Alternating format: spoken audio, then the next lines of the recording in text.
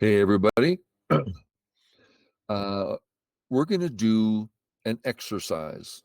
This is something I've personally done a great many times. I encourage my students to do it. And so I'm going to show it to you kind of start to finish so you can take part if you wish. Now, I would assume the vast majority will not wish because it's monotonous, takes time, work, but I'll let you decide that. Okay, so here's the exercise. I went on to the KGS active game list. I went to the 1 dawn area. I don't care if it's 2 Qs or 2 dawns, somewhere in there. And then I looked for a game that was at, let's say, 100 or more moves. And here it is. I just pulled it up. And now I'm going to go to move somewhere between 80 and 100. So you see me doing that. Okay, here we are, and I'll just click right in that neighborhood. Now I'm going to go forward or backward, doesn't matter. I'll just whatever I choose and get to a spot where there's a breath, meaning we're not in the middle of a fight, right? Something just finished. Okay. For some reason, I'm going backwards. And that, I believe, is a finish because the ace stones are dead. There's nothing left. They're dead. And that's what black just did, was to kill the stones. Okay, so that's clear. Now that we're at a point where there's a breath, we get to decide, and that's what we're going to do. What's our next move? So you're seeing the exercise. Now, how do we find our move? White to play. We go around, check our groups. Our A group, I'm just checking if he is at B, no problem. Okay, so his B is dead, so my AC is all one group. Okay, so now we can talk about the A group. It's attached to the B group. So we now have an entirety of the A group, which is alive in the corner and cannot be cut. Super strong. We're very happy about our A group. Next, so no defense there. That's what we're looking for. Do we need to defend something? We look at our B group.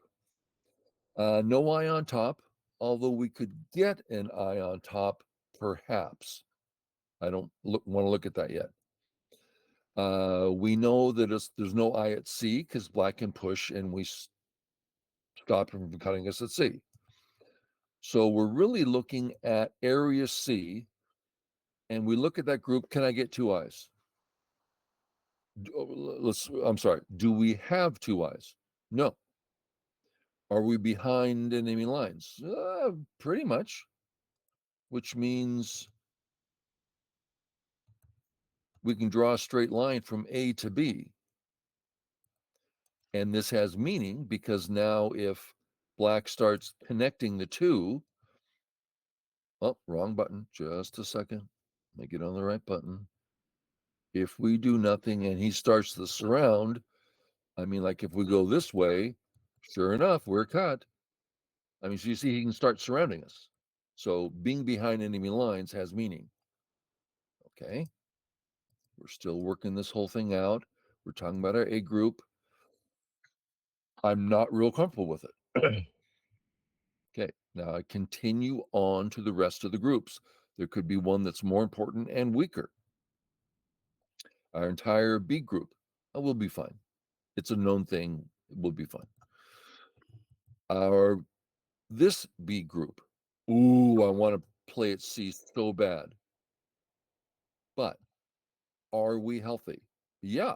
We'll either move to the side, the corner, cut at C. We can run to the center. We've got like 4 options at least. Very healthy group. Yes, he can play C. Yeah, but our health is not an issue at all. So we're going to be defending the A group because we're not entirely comfortable there, and we can't play the rest of the game with a handicap like that. So I want to rephrase that. I'm very interested in defending my A group. If it turns out I can't help myself. I'm going to be looking at the B stone. I've just drawn, you got to look there. If that is so powerful, so wonderful, I might choose that. If it's like, wow, that's even more important than the A stone. So I'm looking. And as I cut, does that change the C stone? Does that all of a sudden hurt black D because now I can make the C stones alive? No, it does not. Well, it starts to hurt the E group. Well, they can live in the corner anytime they want. Okay, as much as I want B, and I got to tell you, I want B. The responsible thing to do is defend my A group. Okay, we found a random group game.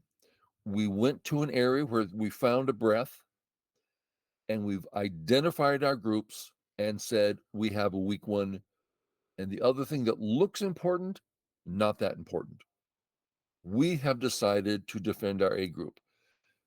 Do you see how much work that is? I'm sorry, that's a lot of work. Now, let's assume for a moment that this is your habit. You wouldn't dream of starting a Go game without always keeping your groups in mind.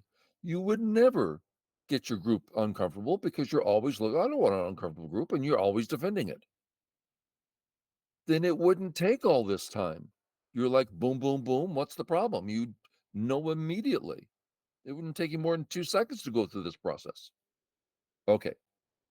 So get in the habit. Look at your groups. Get comfortable groups. Okay, now we know we're defending our A. What's next? Back to the top of the list.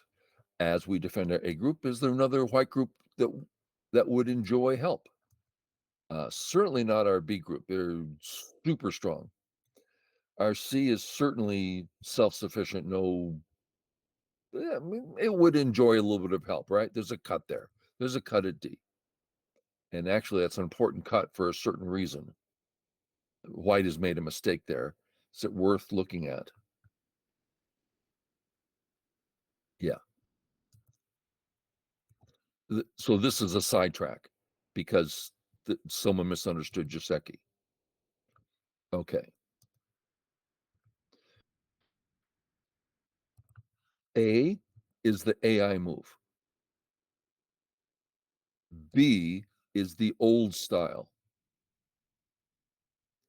We now know A is simply better and not for small detail reasons. So let's talk about why. I'm such going off in the wrong direction. Okay, so we put it at B. This is how things used to look before AI. Now, when black comes up, sorry, it's Sente. The whole thing's going to collapse. Okay, Sente. Now let's go back to the AI idea. Let's put it back where it belongs. Now black comes up. Gote. Really? If we do whatever we want to do and he cuts, threaten to kill, he'll kill me. Threaten to kill, but he's going to Atari me. Atari. And we have an excellent, strong group. And black's living group picked up 6 points. Big deal. We got a free move and a super strong group. And we potentially could have Sente depending on the board. So black should not be thinking about coming up because it's Gote given the AI Joseki. On top of which, and this is all stuff I learned recently in that lesson you guys paid for, so I could have a Go lesson. F3, I'll go ahead and mark it, is a low settled stone, suggesting that the bottom is small. If the bottom is small, what the heck's black doing coming up and trying to develop the bottom? It's small. So, given all of this black, we're not concerned about black coming up. So, what happened in the game that made this a mistake? Boom. White pushed. Let me get to that part of the game. Let's see. We're on move 91. Okay. George, don't let me forget 91. Here. Why is white pushing here?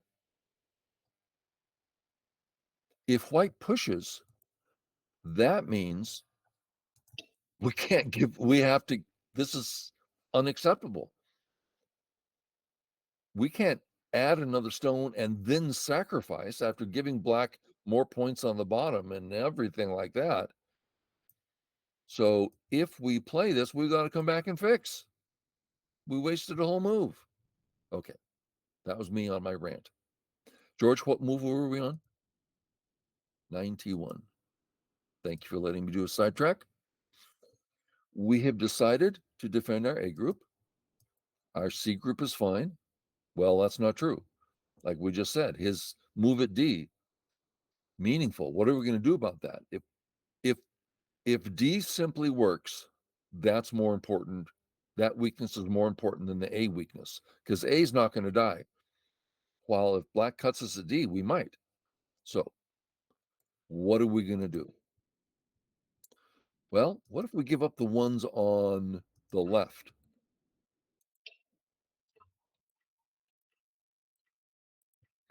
Okay, so it's not horrible. His living group picked up 4 points, 5 points, and we're left with a very strong group. Okay, so there's a way out.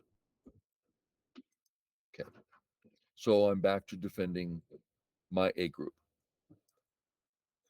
Do you see the effort involved? Now, there's this thing strong players do. I don't know the right way to say it, so I'm just going to, they breathe. It's like every breath, they know where their weaknesses are. I have a cut there. That it's like they didn't have to go looking for it. They know exactly the state of their group. They don't forget. Once I got past 65, I started forgetting. I can't keep track of things anymore now that I'm 71. I can't keep track of things. End game's horrible. I used to have all the end game lined up in my head. I know which one's the biggest, and this one comes next. And if he does that, I'm going to do that. And now it's like, I don't know. Let me try this one. It's just embarrassing. But it's just like keep track of your groups. Goes about groups.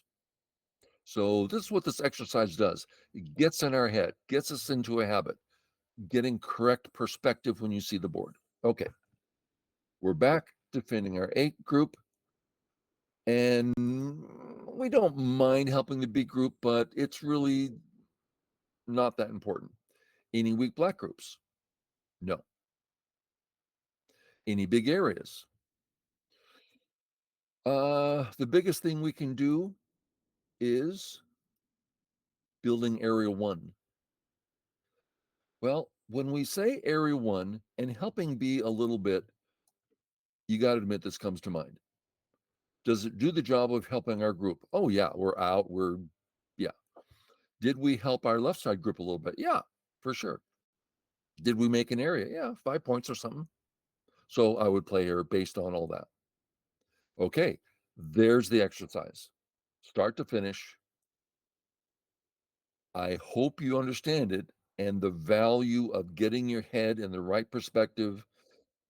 And even the part about finding where to start, right?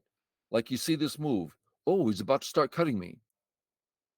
Okay, we're in the middle of a fight. So I start going backwards. And then I go, I'm sorry, it's there. It's like, that just clarified. That's an important thing to realize. Can you see that this move clarifies the situation? Great. So every part of this exercise I think is very valuable. and I encourage you to do it, and that's it. George, anything you wanna add? Okay. So we're done, and we'll see y'all later. Bye.